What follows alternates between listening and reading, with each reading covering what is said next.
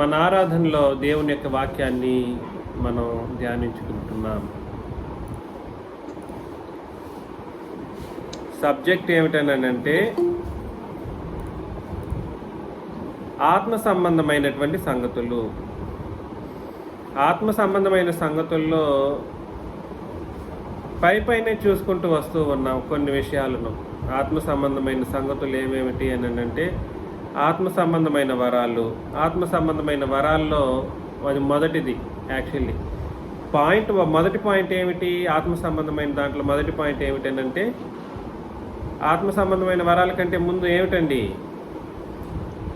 ఆరాధించడం అండి. క్రొత్త నిబంధన మొత్తం కూడా ఆత్మ సంబంధమైనవే అన్నది మొదటి పాయింట్. దాన్ని ఎక్కువగా మనం పరిశీలన చేయలేదు.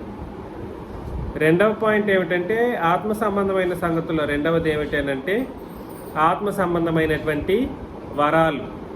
ఆత్మ సంబంధమైన వరాలలో చాలా విషయాలు దాగి ఉన్నాయి. అందులో ఆరాధించటం మనకు దేవుడు అనుగ్రహించిన ఒక వరమని ఆలోచన చేశాం. ఆరాధించటమే కాదు, ఇంకేమిటండి? కృపావరాలు ఉన్నాయి. దాన్ని ఆత్మ సంబంధమైన వరాలు అని అన్నారు. అందులో ఏమిటి? సంబంధమైన వరాలు. అదే రిపీట్ చేస్తామంటే ఎట్లా? అది ఆత్మ సంబంధమైన వరాలే కృపావరాలని కూడా అన్నాం. దాంట్లో మొదటిది ఏమిటి అని ఆలోచన చేసామంటే ఆరాధించటం దేవుడు మనకు ఇచ్చినటువంటి ఒక అద్భుతమైనటువంటి వరంగా మనం పరిశీలన చేశాం. రెండవది ప్రవచన వరం గురించి ఆలోచన చేస్తూ ప్రవచనాలకు సంబంధించిన చాలా సంగతులను రెండు ఆరాధనల్లో మనం విన్నాం. రెండు ఆరాధన సందర్భాలలో ప్రవచన వరానికి సంబంధించిన విషయాలను పరిశీలన చేశాం. ఇంకనూ దానికి సంబంధించిన అనేక సంగతులు ఉన్నాయి, కానీ నేను అంతటి ఆపేస్తున్నాను. అదేవిధంగా ఈ రెండవ పాయింట్లో ఆత్మ సంబంధమైన వరాలు అనే ఈ వరాలలో మరికొన్ని వరాలు ఉన్నాయి. నేను వాటిని కూడా ఆపేస్తున్నాను. ఐఎమ్ డైరెక్ట్లీ జంపింగ్ ఇంటూ మూడవ పాయింట్ అన్నమాట. మూడవ పాయింట్ ఏమిటి అని అంటే ఆత్మ సంబంధమైన సంగతుల్లో మూడవది ఆత్మ సంబంధమైన మనుష్యుడు. మూడవ సబ్జెక్ట్ అన్నమాట. ఆత్మ సంబంధమైన సంగతుల్లో మూడవ సబ్జెక్టు ఆత్మ సంబంధమైన మనుష్యుడు. ఆత్మ సంబంధమైన మనుష్యుడు అనే ఒక అద్భుతమైనటువంటి సంగతిని మనం అర్థం చేసుకోకపోతే జీవితం వ్యర్థం. నేను మీకు తెలియచేస్తున్న ఈ సంగతులు మీరు సరైన విధానంలో అర్థం చేసుకోకపోతే మాత్రం ఈ ఆత్మ సంబంధమైనటువంటి సంగతులు అన్నటువంటి సంగతి మీకు అర్థం కాదు. అందుకని మీరందరూ కూడా సరే దయచేసి ప్రేమతో మనసు పెట్టి వినవలసిందిగా మనవి చేస్తూ ఉన్నాను.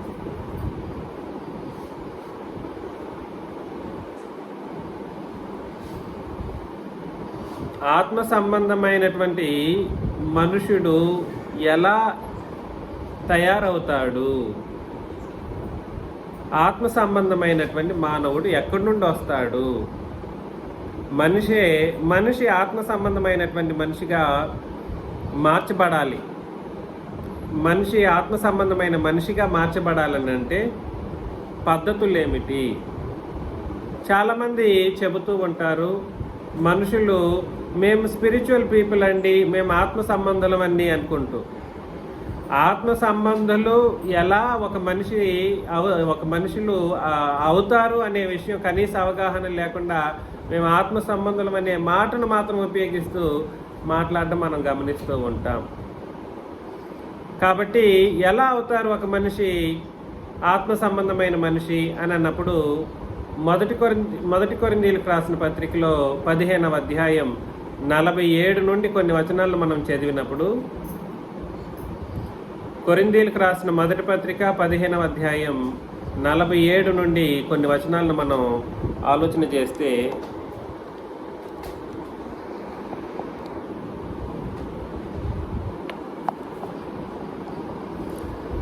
మొదటి మనుష్యుడు భూ సంబంధి అయి మంటి నుండి పుట్టినవాడు.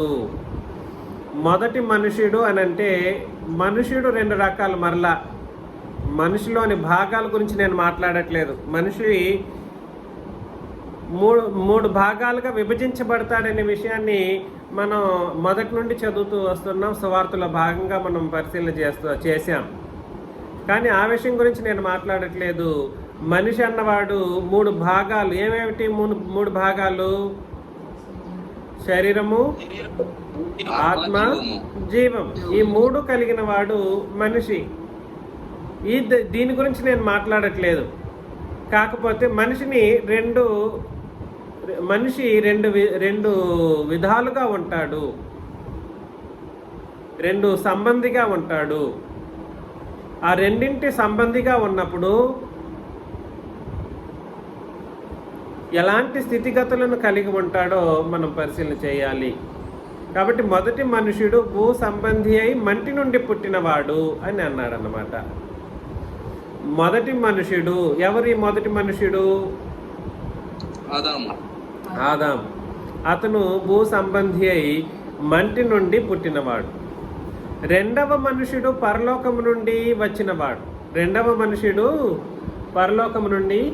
వచ్చినవాడు. ఇక్కడ క్రీస్తు యొక్క మానవత్వం గురించి మాట్లాడటం జరిగింది. కాకపోతే ఈ మనుషుడు ఎక్కడి నుండి వచ్చాడు? పరలోకం నుండి వచ్చాడు.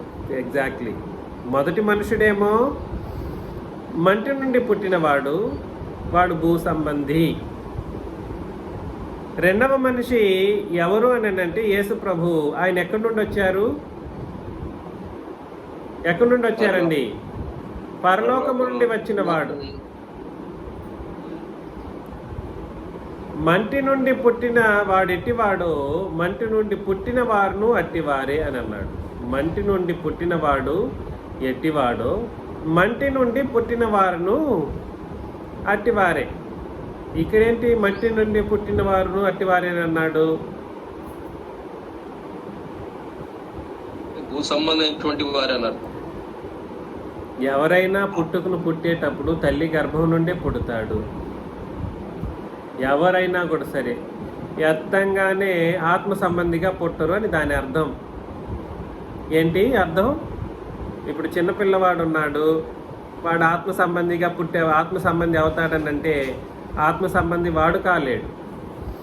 ఆత్మ సంబంధి అవడానికి వాడు ముందుగా మంటి నుండి పుట్టవలసినటువంటి పరిస్థితి ఉంది. తల్లి గర్భంలో నుండి పుట్టాలి.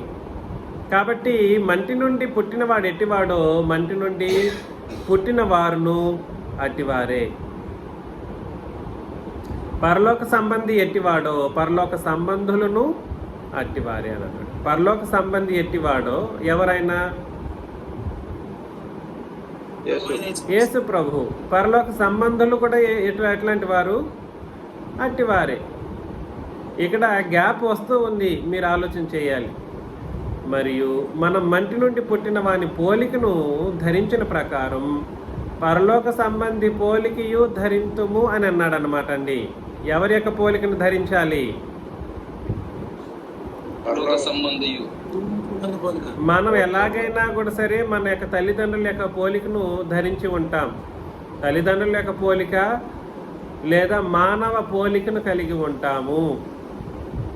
అదేవిధంగా ధరించిన ప్రకారం పరలోక సంబంధి పోలికను కూడా మనం ఏం చేయాలి? ధరించాలి. పరలోక సంబంధి పోలిక అంటే ఏమిటి? పరలోక సంబంధి. అక్కడ పరలోక సంబంధి ఎవరిగా చెబుతూ వస్తున్నామండి మరియదాస్ గారు? పరలోకం నుండి వచ్చిన ఆయన ఎవరు? అది పరలోకం నుండి వచ్చిన ఆయన యేసు ప్రభు. కాబట్టి ఆయన యొక్క పోలికను మనం ఏం చేయాలి? ధరించాలి. ఇంతకీ ఆయన పోలికను ధరించడం అన్నది ఎప్పుడు, ఎక్కడ, ఎలా స్టార్ట్ అవుతుంది చూడండి. ప్రతి మానవ జాతి, ప్రతి మనుష్యుడు కూడా సరే మనుషుని పోలికనే పుట్టినవాడుగా, మనిషిని పోలికతోనే పుడతాడు. అంటే మంటి నుండి పుట్టినవాడే, అలా లేదంటే భూ సంబంధం నుండి ప్రకృతి నుండి పుట్టినవాడే, ప్రకృతి సంబంధి అయిన వాడు అని కూడా చెప్పొచ్చు. ప్రకృతి సంబంధి అని కూడా చెప్పొచ్చు. మొదట పుట్టిన ప్రతి ఒక్కరూ, ప్రతి పుట్టుక కూడా సరే భౌతిక సంబంధమైనది లేదా భూ సంబంధమైనది. ప్రతి తల్లిదండ్రులకి పుట్టిన ప్రతి వాళ్ళు. కాకపోతే అప్పుడే ఆ మనిషి ఆత్మ సంబంధిగా పిలువబడడానికి యోగ్యుడు కాడు. ఆత్మ సంబంధిగా పిలువబడాలనంటే ఆ మనిషి ఎవరి యొక్క పోలికను ధరించాలి? పరలోక సంబంధి అయిన వాని యొక్క పోలికను లేదా క్రీస్తు యొక్క పోలికను ధరించి ఉండాలి. ఎవరి యొక్క పోలికను ధరించాలి? క్రీస్తు పోలికను ధరించినప్పుడు ఏం జరుగుతుందనంటే ఆ మనిషి ఆత్మ సంబంధమైన వ్యక్తిగా పిలువబడతాడు. క్రీస్తు యొక్క పోలికను ధరించినట్లయితే ఆ మనిషి ఏ వ్యక్తిగా పిలువబడతాడు? ఆత్మ సంబంధమైన మనిషిగా లేదా ఆత్మ సంబంధమైనటువంటి వ్యక్తిగా పిలువబడతాడు. ఇంతకీ ఒక మనిషి ఆత్మ సంబంధిగా ఎప్పుడు అవుతాడు, ఎలా అవుతాడో ఆలోచన చేశాం. ఎలా అవుతాడు అని అంటే క్రీస్తు యొక్క పోలికను ధరించినట్లయితే ఆ మనిషి ఆత్మ సంబంధిగా మారిపోతాడు. కానీ ఎప్పుడు అవుతాడు అని అంటే గలతీ పత్రిక 3వ అధ్యాయంలో మీకు అనేక సార్లు తెలియచేశాను. గలతీ పత్రిక 3వ అధ్యాయం 23 నుండి 27 వరకు మనం చదివినప్పుడు చాలా చాలా తేటగా రాయబడి ఉంటుంది. విశ్వాసము వెల్లడి కాక మునుపు ఇక ముందుకు బయలుపరచబడబో విశ్వాసమును అవలంబింపవలసిన వారముగా చెరలో ఉంచబడినట్టు మనము ధర్మశాస్త్రమునకు లోనైన వారమైతిమి. మనం ఎప్పుడైనా ధర్మశాస్త్రానికి లోనయ్యామా? ఇవాళ ఉన్నట్టు మానవ జాతి ఎవరైనా కూడా ఇప్పుడున్న మనుషులు ఎవరైనా ధర్మశాస్త్రమునకు లోనయ్యారా?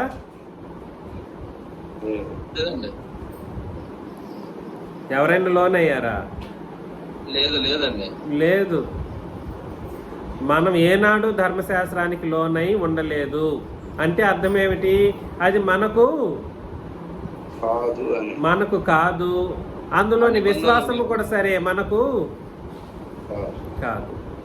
కాబట్టి మనము విశ్వాస మూలమున నీతిమంతులమని తీర్చబడినట్లు క్రీస్తు నొద్దకు మనలను నడిపించుటకు ధర్మశాస్త్రం మనకు బాలశిక్షకుడాయను.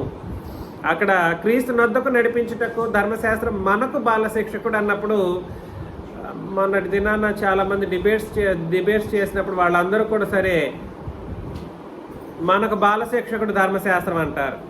ధర్మశాస్త్రం చదవకపోతే మనకి ఏమీ అర్థం కాదు అన్నట్లుగా చెప్తూ ఉంటారు. ఎందుకనంటే అది బాలశిక్షకుడిగా మనల్ని క్రీస్తు నొద్దకు నడిపిస్తుంది అన్నట్లుగా.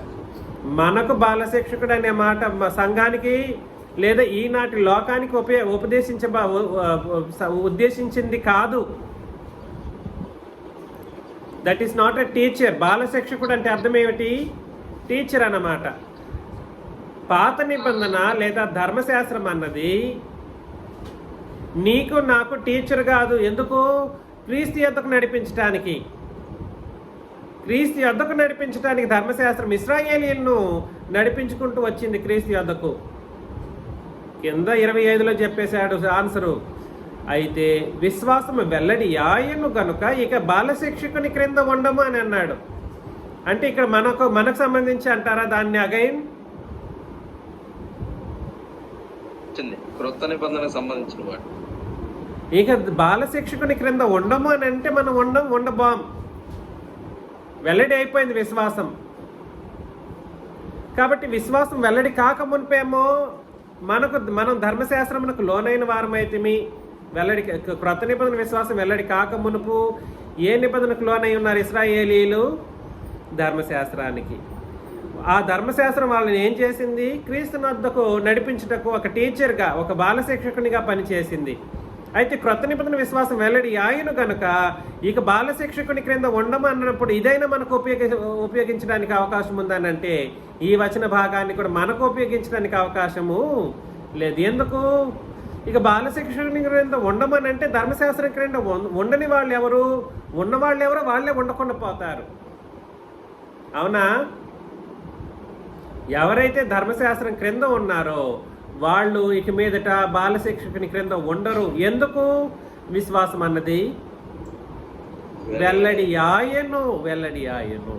కాబట్టి క్రొత్త నిబంధన యొక్క విశ్వాసం అన్నది ధర్మశాస్త్రం ఉన్నంత కాలం ఏం చేయబడలేదు, వెల్లడి కాలేదు. క్రొత్త నిబంధన విశ్వాసము ధర్మశాస్త్రం ఉన్నంత కాలం వెల్లడి కాలేదు అన్నప్పుడు ఇవాళ 66 పుస్తకాలను కలిపి ఉపదేశం చేసి, ఎలాగా 66 పుస్తకాలను కలిపి ఉపదేశం చేసి ఏదో ఒక విశ్వాసాన్ని సృష్టించి బాప్తీసం తీసుకుంటే సరిపోతుందా? చెప్పండి. ఎందుకనంటే క్రొత్త నిబంధన విశ్వాసం అన్నది ధర్మశాస్త్ర కాలంలో వెల్లడిపరచబడలేదు. ఇంతకీ బాలశిక్షకుని క్రింద ఉన్నవాళ్ళైనా కూడా సరే క్రొత్త నిబంధన విశ్వాసం వెల్లడి అయిన తర్వాత ఏం అవ్వాల్సిన అవసరం ఉంది? చెప్పండి. ఈ విశ్వాసం క్రిందకి రావాలి, క్రొత్త నిబంధన విశ్వాసం క్రిందకి రావాలి. అందుకని 26వ వచనంలో చెబుతున్నాడు, క్రీస్తు యేసు నందు అందరూ అంటే అర్థం ఏమిటనంటే అటు ఇశ్రాయేలీలు కావచ్చు, ఇటు అన్ని జనులు కావచ్చు, లేదా సర్వలోక ప్రజలు కావచ్చు, ఏమవ్వాలంటే విశ్వాసము వలన దేవునికి కుమారులై ఉన్నారు అని అన్నాడు అనమాట. కాబట్టి మొదట్లోనే ఫెయిల్ అయిపోతుంది మానవ జాతి. ఈరోజు మేము బైబిల్ చదువుకొని బైబిల్ని 66 పుస్తకాలను బట్టి బాప్తీసం తీసుకున్న వాళ్ళ యొక్క విశ్వాసం అంతా ఏమైపోయిందని అర్థం? ఏమైంది? తప్పు. ఎందుకనంటే మన యొక్క విశ్వాసం లేదా క్రొత్త నిబంధన విశ్వాసం అన్నది సిలువకు ముందు లేదు. ఇది కనీస అవగాహన కాదంటారా? ఇది బేసిక్ కాదంటారా? ఈ బేస్ లేకుండా బాప్తిస్మం ఫెయిల్ అనే విషయాన్ని నేనే నోరు తెరిచి చెప్పాలా? అర్థమవుతుంది నేను చెబుతున్నది? యేసుక్రీస్తు నందు మీరందరూ విశ్వాసం వలన, ఏ విశ్వాసం వలన? 66 పుస్తకాల విశ్వాసం వలన. అక్కడే చెప్పాడుగా, విశ్వాసం వెల్లడి కాలేదని చెప్పేసి. ధర్మశాస్త్రం ఉన్నంత కాలం ఎంతకాలం ఉండింది? మలాకి గ్రంథం వరకు. అక్కడ తప్పే. అడుగడుగున తప్పుల మీద తప్పులు చేసి ఏదో ఉపదేశం చేసి బాప్తిసం ఇచ్చేసేసి బాప్తిసం అని, దానికి బాప్తిసం అని వీళ్ళు అంటారు, కానీ ఇది బాప్తిసం కాదు. చెప్తున్నాడు నెక్స్ట్ 27లో, క్రీస్తులోనికి బాప్తిస్మం పొందిన మీరందరూ క్రీస్తును ధరించుకొని ఉన్నారు. కాబట్టి ఆత్మ సంబంధి అయిన మనుషుడు ఎప్పుడు తయారు చేయబడతాడు? లేదా ఒక భూ సంబంధి అయినటువంటి మనుషుడు ఆత్మ సంబంధి అయినటువంటి మనిషినిగా మార్చబడాలి అని వాడు ఏం చేయాలి? ఫస్ట్ పాయింట్ ఏమిటనంటే క్రీస్తును పరలోక సంబంధి అయిన వాని యొక్క పోలికను ధరించాలనే విషయాన్ని మనం చదివాం. పాయింట్ 1 అది. అవునా కాదా? ఎలా ధరిస్తారు అనే విషయాన్ని 2వ పాయింట్గా ఆలోచన చేస్తున్నాం. పరలోక సంబంధి పోలికను ధరించడం అంటే ఎలాగా? నంబర్ 1, క్రొత్త నిబంధనను సువార్తను విని. దేన్ని విని? ఇంతకీ క్రొత్త నిబంధన సువార్త అంటే ఏమిటో కూడా తెలియకుండా ఉపదేశాలంటే మొన్నటి దినాన మన కృష్ణ గారు ఆ ఏలూరు జాషువా గారి ఒక సువార్తకు సంబంధించిన ఒక పోస్ట్ పెట్టారు నాకు. వింటే సువార్తను తండ్రిని దేవుడు చేశాడు అబ్రహాముకి. తర్వాత పాత నిబంధనలో ఎవరెవరో చేశారు సువార్త అంటున్నాడు, కానీ అది ఏ సువార్త చెప్పట్లేదు. అసలు సువార్త అంటేనే ఏమిటో తెలియదు. కాబట్టి ఈరోజు నేను ఏలూరు జాషువా గారు ఆయనకు బోధలను విని బాప్తిస్మం అనే అబద్ధపు బాప్తిస్మాన్ని తీసుకున్న వాళ్ళందరికీ నేను హెచ్చరిస్తున్న విషయం ఏమిటనంటే, మీరందరూ బాప్తిస్మం తీసుకోవాల్సిందే నా దగ్గర. ఎవరైనా సరే ప్రతి ఒక్కరికి నేను హెచ్చరించే విషయం ఏమిటనంటే, ముందు సువార్త అంటే ఏమిటో తెలియని వాళ్ళ దగ్గర సువార్తను విన్నామని ఆలోచన చేసుకున్నటువంటి వాళ్ళు తిరిగి అతను ఎంతమందిని ప్రీచర్లను తయారు చేశాడో ఏమన్నా తెలుసు? అసలు సువార్త అంటేనే తెలియని ఒక వ్యక్తి. ఏమిటి క్రొత్త నిబంధన సువార్త అంటే అండి? మొదటి కొరింథీ క్రీస్తు యేసులోని బాప్తిసం. సువార్త చెప్పండి. సువార్త అంటే ఏమిటో చెప్పండి. మరియదాస్ గారు చెప్పారు. మొదటి కొరింథీ 13:4 కరెక్ట్. శేషు గారు కరెక్ట్ చెప్పారు. క్రీస్తు యేసు మనందరి పాపముల నిమిత్తం మరణించారు, సమాధి చేయబడ్డారు, లేఖనముల ప్రకారం 3వ దినమున లేపబడ్డారు. కాబట్టి శిలువ వరకు ఈ సువార్త అనేది ఎవడూ ప్రకటించలేదు. ప్రకటించి విన్న దాఖలాలు లేవు, విని విశ్వసించిన దాఖలాలు లేవు. ఆ విశ్వాసం ప్రకారం బాప్తిసం తీసుకున్న దాఖలాలు అంతకంటే లే. మరి నువ్వు విన్నది ఇంతకాలం ఆ ఏలూరు జాషువా గారి యొక్క బోధలు విన్న వాళ్ళందరూ ఇప్పుడు ఎక్కడికి వెళ్ళిపోతారని అర్థం చెప్పాలి. నరకమునకు ఏర్పాటు చేయబడినటువంటి మనుషులుగా ఎంచబడతారు. వాళ్ళ ఆత్మ సంబంధులు కారు. తిరిగి వాళ్ళ నోరు కదిలిస్తే మేము ఆత్మ సంబంధం అంటారు. ఆత్మ సంబంధం అంటేనే ఏమిటో తెలియదు ఇంతవరకు. ఆ ఏలూరు జాషువానే కాదు, ఇంకెంతమంది ఉన్నారో, ఈ దేవదానం కారు, ఇంకెవరైనా కావచ్చు. Anybody who is not understanding the new testament gospel in the first place, క్రొత్త నిబంధన సువార్తను ప్రాథమికముగా అర్థం చేసుకోలేని వాళ్ళకి బాప్తిస్మాలు అవసరం. బాప్తిస్మం అవసరం, బాప్తిస్మాలు కాదు. అంటే మనుషుల గురించి ఆలోచన చేసి మాట్లాడాను. కాబట్టి నేను ఏం చెప్పడానికి ప్రయత్నం చేస్తున్నానంటే, విశ్వాసం వెల్లడి కాలేదు. ఏ నిబంధనలో? ధర్మశాస్త్రం అనే పాత నిబంధనలో విశ్వాసం అన్నది వెల్లడి కాలేదు. ఆ ధర్మశాస్త్రం ఎవరిని యేసుక్రీస్తు వద్దకు నడిపించడానికి, ఉపయోగించడానికి పనికొచ్చింది? ఇశ్రాయేలీయులని. అయితే విశ్వాసము సిలువలో ఆయన సువార్తను బట్టి వెల్లడి ఆయను గనుక ఇక ఇశ్రాయేలీలైనా దాని క్రింద ఉంటారా? వాళ్ళు కూడా ఉండడానికి వీల్లేదు. మరి ఎక్కడికి వచ్చేయాలి? క్రీస్తు నందు అనే మాటను అక్కడ పరిధితో చెప్పాడన్నమాట. పరిధి ఏమిటి? క్రీస్తు నందు. యేసుక్రీస్తు నందు అనే మాట దేన్ని సూచిస్తుంది అని అంటే సంఘమును సూచిస్తుంది. రాసుకోవచ్చు, ప్రాజెక్ట్ కూడా మీరు చేయొచ్చు. యేసుక్రీస్తు నందు లేదా క్రీస్తు నందు అనేటువంటి పదజాలాలు ఎక్కడెక్కడైతే ఉన్నాయో వాటినన్నింటినీ కనిపెట్టి ఒక ప్రాజెక్ట్ మనం చేయగలం. యేసుక్రీస్తు నందు ఇజ్ ఈక్వల్ టు ఏమిటండి? సంఘము.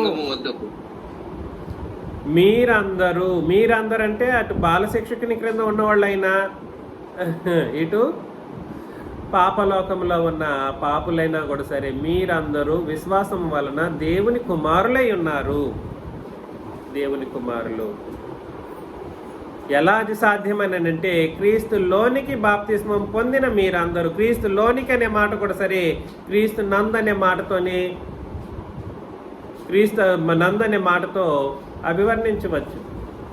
క్రీస్తులోనికి అని అంటే అర్థం ఏమిటి? ఆయన లోపల అని అర్థం. ఆయన లోపల అంటే అర్థం ఏమిటి? ఆయన లోపలంటే ఏమిటి? సంఘమే. క్రీస్తులోనికి బాప్తిస్మం పొందిన మీరందరూ క్రీస్తును ధరించుకొని ఉన్నారు. కాబట్టి క్రొత్త నిబంధనను పాటించే సంఘమే క్రీస్తు సంఘం. ఏ నిబంధనను పాటించే సంఘం క్రీస్తు సంఘము? అవునండి, క్రొత్త నిబంధనను పాటించే సంఘం క్రీస్తు సంఘం. దాన్ని ఏమంటారంటే క్రీస్తు నందు అని అంటారు, లేదా క్రీస్తు లోనికి అని అంటారు. కాబట్టి బాప్తిస్మము ఎక్కడ పొందుకోవాలి? క్రొత్త నిబంధనను పాటించే క్రీస్తు సంఘంలో నీ బాప్తిస్మం కానీ జరిగి ఉంటే తప్పించుకున్నావు. దేని నుండి తప్పించుకున్నారు? పాతాళం నుండి, నరకం నుండి. పాతాళం నుండి తప్పించుకుంటారు, మరణం నుండి కూడా తప్పించుకుంటారు. క్రీస్తులోనికి బాప్తిస్మం పొందిన మీరందరూ క్రీస్తును ధరించుకొని ఉన్నారు. కాబట్టి ఏనాడైతే ఏ మనిషిలోనైతే ఎప్పుడు ఒక మనిషి ఆత్మ సంబంధమైనటువంటి మనిషిగా పిలువబడతాడు? ఎప్పుడు?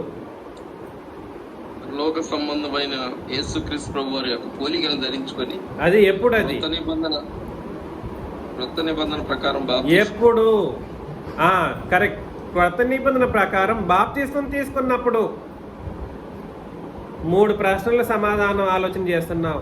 ఒక మనిషి ఆత్మ సంబంధమైన మనిషిగా ఎప్పుడు పిలువబడతాడు, ఎలా పిలువబడతాడు, దానికి కారణం ఏమిటి అనే 3 ప్రశ్నలకు ఆలోచన చేశాం. ఒకటేమో ఆత్మ సంబంధమైనటువంటి మనుషుడిగా పిలువబడాలని అంటే ఏం చేయాలి? నంబర్ 1, పరలోక సంబంధి అనబడినటువంటి క్రీస్తు యొక్క పోలికను ధరించాలి. క్రీస్తు యొక్క పోలికను ధరించాలి. అది ఎలా సాధ్యం అని అన్నప్పుడు క్రొత్త నిబంధన ప్రకారం క్రొత్త నిబంధన సువార్తను విని క్రొత్త నిబంధన విశ్వాసం కలిగి క్రొత్త నిబంధన ప్రకారం క్రీస్తులోనికి కనబడినటువంటి క్రొత్త నిబంధన సంఘంలోనికి ఏం చేయాలి? బాప్తిస్మం తీసుకోవాలి. అప్పుడు ఆ మనిషి ఏమవుతాడు? రెండు కార్యక్రమాలు చేస్తాడు. ఒకటి, ఆత్మ సంబంధిగా పిలువబడతాడు, లేదా క్రీస్తును ధరించుకున్న వానిగా, లేదా పరలోక సంబంధి అయిన వానిగా పిలువబడతాడు. ఈ వ్యత్యాసం మీకు అర్థమవుతూ ఉందా? ఇప్పుడు ఆత్మ సంబంధమైన వ్యక్తులని పిలువబడాలంటే ఎవరు అర్హతలను సాధించిన వాళ్ళుగా ఉంటారంటే, నా చేత లేదా నేను లేదా క్రొత్త నిబంధన ప్రకారం ఎవరెవరైతే బాప్తిస్మం తీసుకున్నారో వాళ్ళు మాత్రమే ఆత్మ సంబంధులు. మిగిలిన వాళ్ళందరూ ఏమైపోయి ఉంటారని అర్థం చెప్పండి. మిగిలిన వాళ్ళందరూ ఏమై ఉంటారు?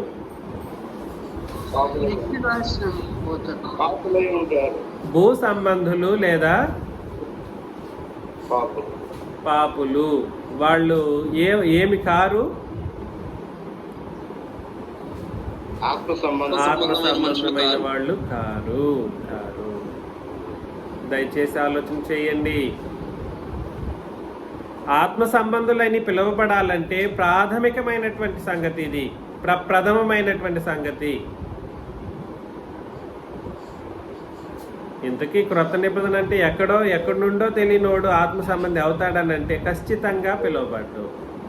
కుదరదు. అర్థమవుతుంది కదండి? కష్టంగా ఉందా?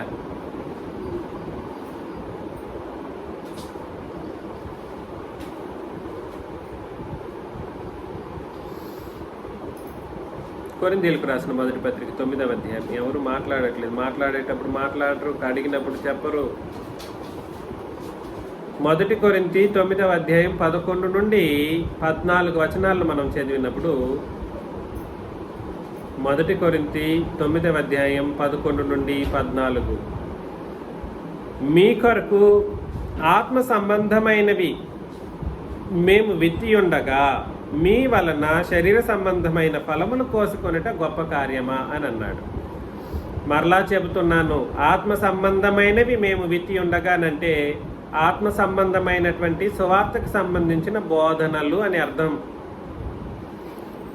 ఆత్మ సంబంధమైనటువంటివి మేము విత్తి ఉండగా అంటే ఆత్మ సంబంధమైనటువంటి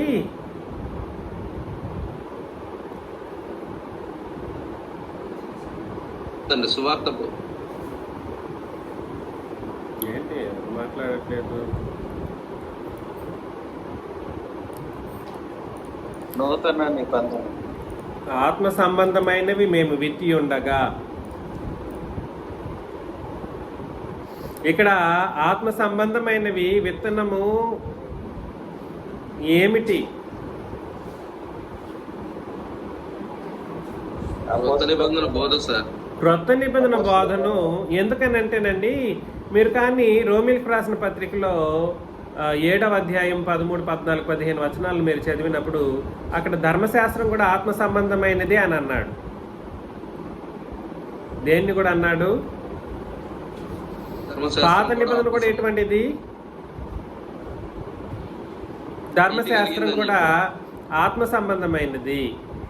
కాకపోతే ఇక్కడ చెప్పింది మీకు మేము విత్తింది ఏ నిబంధన అనే ఆలోచన మనకు రావాలని అంటే క్రొత్త నిబంధన విత్తనము ఆత్మ సంబంధమైనటువంటిది. అర్థమవుతుందా?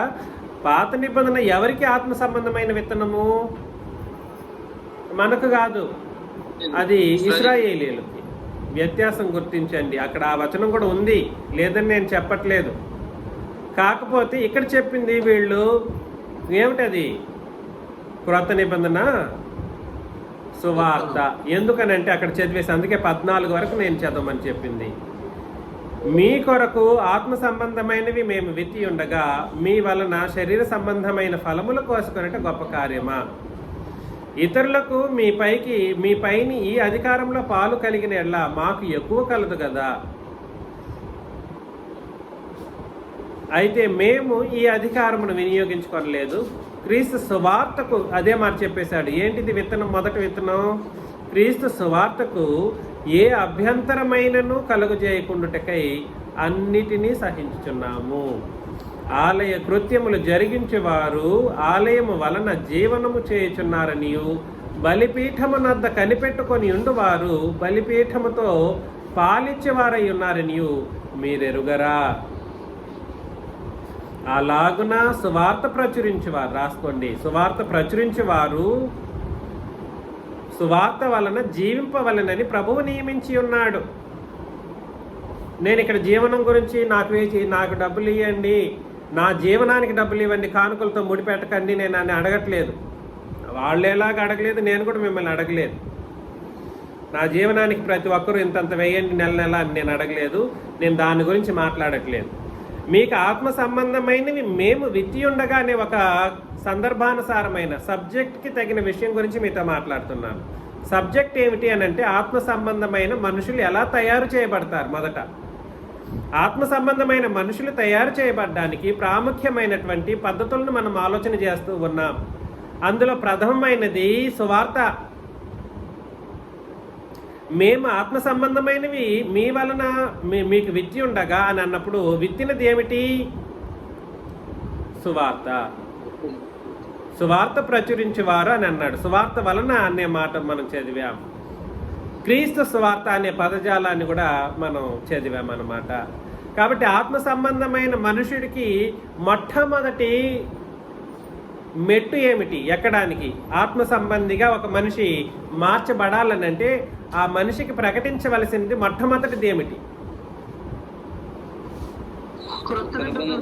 ఎగ్జాక్ట్లీ.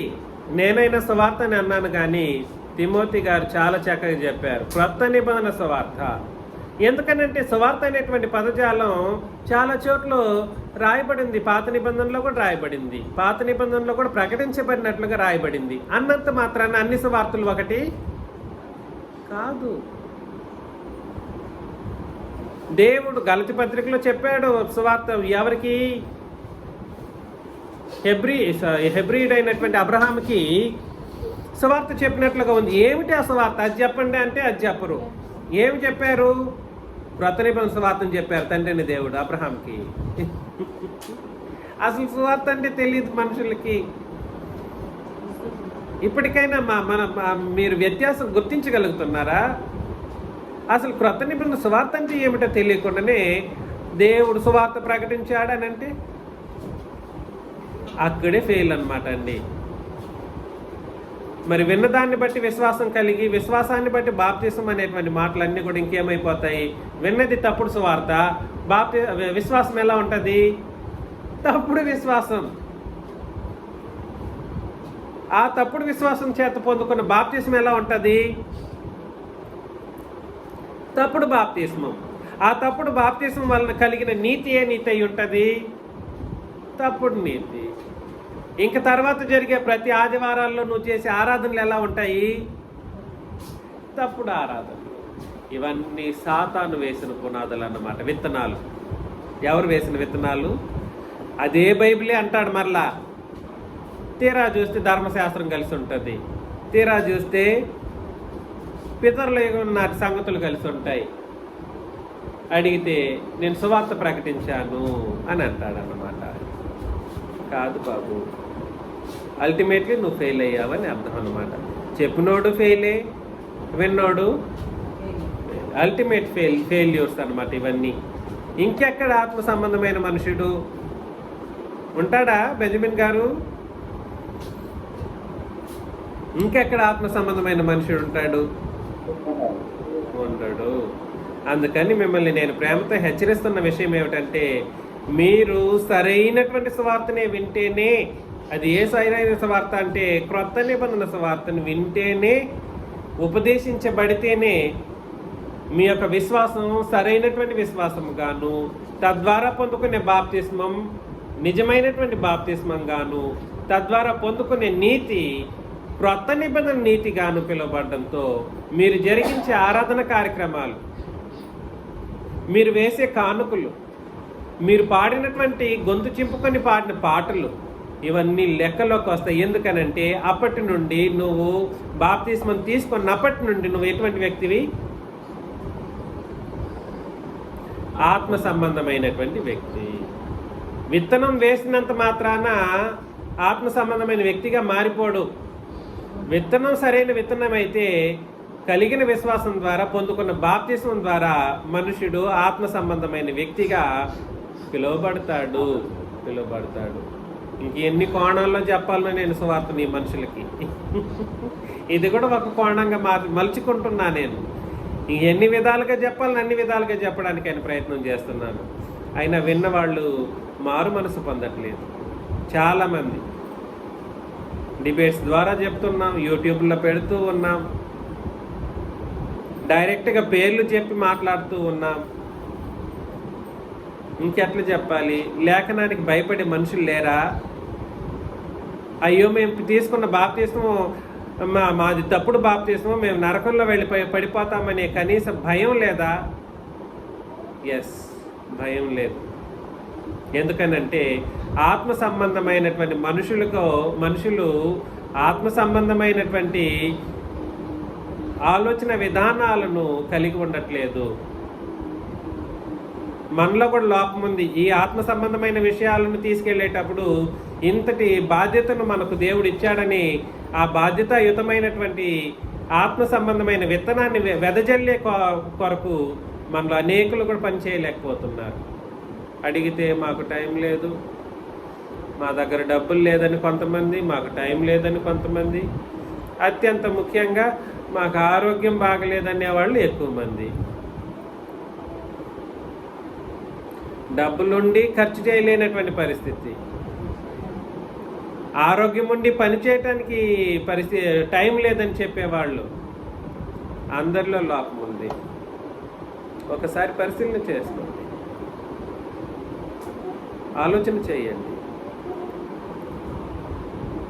ఆత్మ సంబంధమైనటువంటి మనుషులమైనటువంటి మనం ఆత్మ సంబంధమైనటువంటి విధి విధానాలను తోచా తప్పకుండా పాటించాల్సినటువంటి బాధ్యత మనందరికీ ఉంది.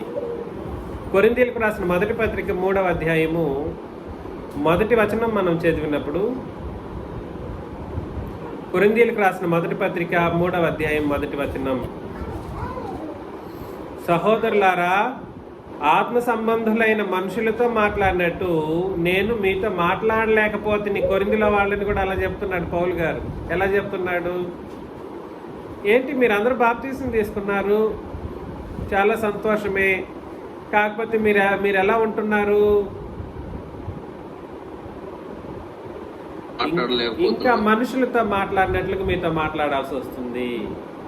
శరీర సంబంధులైన మనుషులే అనియు, క్రీస్తునందు పసిబిడ్డలే అనియు మీతో మాట్లాడవలసి వచ్చేను. అంటే అర్థమేమిటి?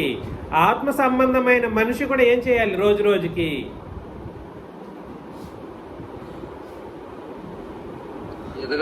ఎదగాలి. రోజు రోజుకి ఏం చేయాలనంటే ఎదగాలన్నమాట. మీతో నేను కూడా మాట్లాడేటప్పుడు ఒక మెచ్యూర్డ్ స్పిరిచువల్ పర్సన్గా మీతో మాట్లాడడానికి ఉండాలి. శరీర సంబంధులైన మనుషుల్లాగానే మనం కూడా ఉండటానికి లేదు. క్రీస్తునందు పసిబిడ్డల్లాగా మనం ఇంకనూ ఉండాల్సిన అవసరం లేదు. అర్థమవుతుందా? శరీర సంబంధమైన మనుషులు = క్రీస్తునందు పసిబిడ్డలు అన్నట్లుగానే మాట్లాడేటువంటి ఒక పరిస్థితికి అక్కడ రాయబడింది. మీతో మాట్లాడవలసి వచ్చాను. ఎందుకనంటే చాలా కార్యక్రమాలను మీరు సరిగా నిర్వర్తించట్లేదు అన్నట్లుగా దాని అర్థం అన్నమాట. నేను చెప్తున్నది మీకు అర్థమవుతుందా అండి? అర్థమవుతుందా? ఆలోచనలో మార్పు రావాలి. దీనికి దేంట్లో మార్పు రావాలి? ఒక ఆత్మ సంబంధమైన మనిషి అన్నప్పుడు ఆత్మ సంబంధమైన మనిషికి ఉన్నటువంటి ఆలోచనలు మారాలి, ప్రతినిత్యం మారుతూ రావాలి. కొరింథీయులకు రాసిన మొదటి పత్రిక 2వ అధ్యాయంలో వెళుతాం. చాలా చాలా క్షుణ్ణంగా ఆలోచన చేయబోతాం. ఆత్మ సంబంధి అయిన మనుషుని యొక్క స్థితిగతులు ఎలా ఉంటాయి?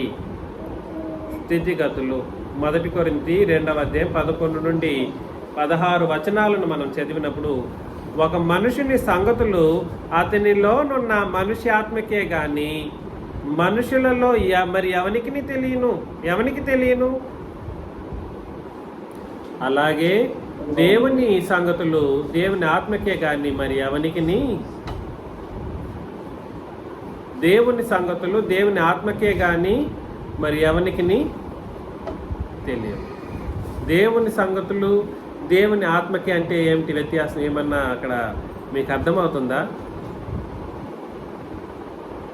ఆత్మ సంబంధమైన మనుషులకనే అర్థం. అలా కాదు. దేవుని సంగతులు అంటే తండ్రి అయిన దేవుని సంగతులు. దేవుని ఆత్మ ఎవరు? పరిశుద్ధాత్ముడు. దేవుని సంగతులు అంటే తండ్రి అయిన దేవుని విషయాలన్నీ కూడా సరే పరిశుద్ధాత్ముడికి తెలుసు. అది అక్కడ చెప్పడానికి ప్రయత్నం చేసిన విషయం. అర్థమవుతుందండి? దేవుని సంగతులు దేవుని ఆత్మకే గాని మరి ఎవరికి తెలియవు. దేవుని వలన మనకు దయచేయబడిన వాటిని తెలుసుకొనుటకై మనము లౌకిక ఆత్మను కాక దేవుని యొద్ద నుండి వచ్చే ఆత్మను పొంది ఉన్నాం. దేవుని యొద్ద నుండి వచ్చే ఆత్మను పొంది ఉన్నాము. కాబట్టి ఎదుగుదల ఎలా సాధ్యమవుతుంది? ఒక మనిషి ఆత్మ సంబంధిగా మారిపోయాడు. ఎలా మారిపోయాడు?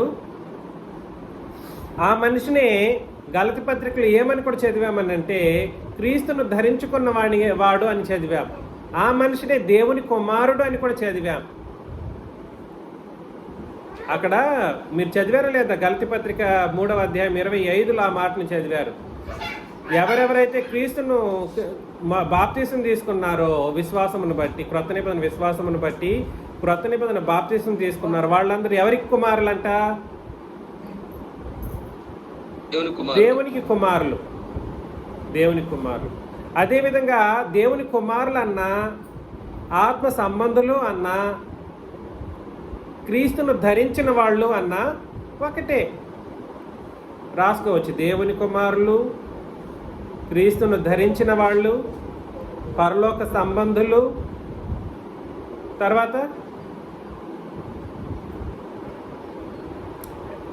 దేవుని కుమారులు, క్రీస్తును ధరించిన వాళ్ళు, తర్వాత పరలోక సంబంధులు, ఆత్మ సంబంధులు. ఇవన్నీ బిబ్లికల్ నానార్థాలు. ఏంటవి? సమానార్థాలు. ఇక్కడ ఇంకో మాటను చెప్పాడు. అదేమిటనంటే, దేవుని వలన మనకు దయచేయబడిన వాటిని తెలుసుకొనుటకై మనము లౌకిక ఆత్మను కాక దేవుని యొద్ద నుండి వచ్చే ఆత్మను పొంది ఉన్నాము అని అన్నాడు అన్నమాట. అంటే అర్థం ఏమిటి? పరిశుద్ధాత్మను మనము పొంది ఉన్నాం. కాబట్టి ఇప్పుడు చెప్పండి, ఒక మనిషి ఆత్మ సంబంధమైన మనిషిగా మార్చబడ్డానికి ఎవరెవరు పనిచేస్తూ ఉన్నారు? తండ్రి, కుమారుడు, పరిశుద్ధాత్ముడు. ఆత్మ సంబంధమైన మనిషి అంటేనే ఈ ముగ్గురుతోనే ముడిపడి ఉన్నటువంటి ఒక కార్యక్రమం అన్నమాట. ఈ మధ్యలో ఈ బోధలు, ఈ అబద్ధ బోధలు ఎక్కువైపోతున్నాయి. కానీ అండి, ఈ క్రొత్త నిబంధన అంగీకరించిన వాళ్ళ యొక్క ఆలోచన విధానాలు ఒక తండ్రి మీదనే ఉంటుంది, లేదంటే ఇంకెవరి మీద ఉంటుంది? డినామినేషన్ వైపు వెళ్ళామనుకోండి, క్రీస్తే సమస్తం, క్రీస్తే అన్ని, తండ్రిని గాలికి వదిలేస్తారు. ఈ సిఎస్ఐ అండ్ గ్రూప్ మెంబర్స్ ఉన్నారు చూడండి, పరిశుద్ధాత్మనే గొప్ప చేస్తారు, ఇంక తండ్రిని క్రీస్తుని వదిలేస్తారు అన్నమాట. కాదు, ఒక మనిషి ఆత్మ సంబంధమైన మనిషిగా పిలువబడాలంటే ముగ్గురు యొక్క అవినాభావ సంబంధం లేకుండా ఆత్మ సంబంధమైన వ్యక్తిగా పిలువబడడానికి కుదరదు. అయితే ఇది చదువుదాం. మనుష్య జ్ఞానము నేర్పు మాటలతో కాక ఆత్మ సంబంధమైన సంగతులతో సరిచూచుచు ఆత్మ నేర్పు మాటలతో వీటిని గూర్చి మేము బోధించుచున్నాము. కాబట్టి ఆత్మ సంబంధమైన మనిషి ఆత్మ సంబంధమైన వాడిగా పిలువబడ్డాడు. తండ్రి, కుమారుడు, పరిశుద్ధాత్మని బట్టి ఆత్మ సంబంధమైన వ్యక్తిగా పిలువబడినప్పటికీ ఆత్మ నేర్పు మాటలను మనసులో పెట్టుకోకపోతే ఎట్లుంటుంది? దాన్ని ఎవరు బోధించారు? మేము బోధించుచున్నాము. అపోస్తలులు బోధించారు. కాబట్టి ఇప్పుడు చెప్పండి, క్రొత్త నిబంధన సువార్తను విని క్రొత్త నిబంధన విశ్వాసం కలిగి క్రొత్త నిబంధన బాప్తిసం పొందుకొని తండ్రి, కుమారుడు, పరిశుద్ధాత్మ ఈ ముగ్గురి ద్వారా ఒక మనిషి ఏమవుతాడండి? ఆత్మ సంబంధమైన మనిషిగా పిలువబడతాడు. ఆత్మ సంబంధమైన వ్యక్తిగా మారుతాడు. ఈ మారినప్పుడు అతని యొక్క జీవితం ఎలా ఉండాలనంటే కేవలం అపోస్తలులు బోధించినటువంటి, మరలా చెప్తున్నాను, ఎవరు బోధించినటువంటి? అపోస్తలులు బోధించినటువంటి ఈ బోధన బట్టి మాత్రమే తమ జీవితాలను వాళ్ళు కలిగి ఉండాలి. ఎలా కలిగి ఉండాలి? పొరపాటున కూడా అపోస్తలుల బోధ కాకుండా నువ్వు పాత నిబంధనలోని కొన్ని విషయాలను పాటించడానికైన ప్రయత్నం చేసి కీర్తనలు, పాత నిబంధన అంటే అక్కడికే వెళ్ళాల్సిన అవసరం లేదు, జంతు బలులు వీటి దగ్గరికే వెళ్ళాల్సిన అవసరం లేదు. కీర్తనలకి, సామెతలకి, యెషయా గ్రంథంలోని కొన్ని ఆశీర్వచనకరమైన మాటలకు చెవియొగ్గి దాని ప్రకారం క్రియారూపం చేయడానికైనా ప్రయత్నం చేశారనుకోండి, ఏమైపోతారు? మీరు కట్టిన ఆత్మ సంబంధమైన కోట కూలిపోతుంది. ప్రకృతి సంబంధి అయిన మనుషుడు దేవుని ఆత్మ విషయములను అంగీకరింపడు. చూసారా? ఇప్పుడైనా మీకు అర్థమైపోతుందా? నేను చెప్పే ఈ క్రొత్త నిబంధన సంగతులను అంగీకరించకపోవటానికి గల కారణం ఏమిటంటే వాళ్ళు ఎటువంటి మనుషులు? వాళ్ళు ఏం చేయరు?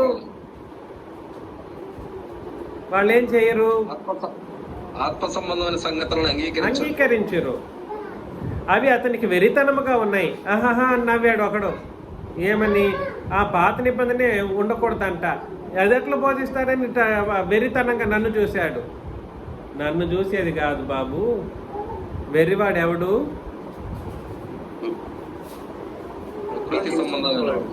ప్రకృతి సంబంధి అయిన వాడు వెర్రివాడు. అనగా క్రొత్త నిబంధన ప్రకారం లేదా అపోస్తలులు బోధించిన బోధ ప్రకారం జీవితాన్ని జీవించిన వాడు ప్రకృతి సంబంధి అయిన వాడు వెర్రివాడు. అవి ఆత్మానుభవము చేతనే వివేచింపదగును గనుక అతడు వాటిని గ్రహింపజాలడు. ఆత్మ సంబంధి అయిన వాడు అన్నిటినీ ఏం చేస్తాడు? ఆత్మ సంబంధమైన సంగతులతో సరిచూచుకొను. 15వ వచనంలో ఆత్మ సంబంధి అయిన వాడు అన్నిటినీ వివేచించును గాని అతడు ఎవని చేతనైనను వివేచింపబడడు. చూసారా? ఆత్మ సంబంధి అయిన వాడు అన్నిటిని ఏం చేయాలి? ఎలా వివేచించాలంటే ఆత్మ సంబంధమైన సంగతులను బట్టి వివేచించాలి, సరిచూసుకోవాలి. ప్రభు మనసును ఎరిగి ఆయనకు బోధింపగలవాడేవాడు? మనమైతే క్రీస్తు మనసును కలిగిన వారము అని అన్నాడు అన్నమాట.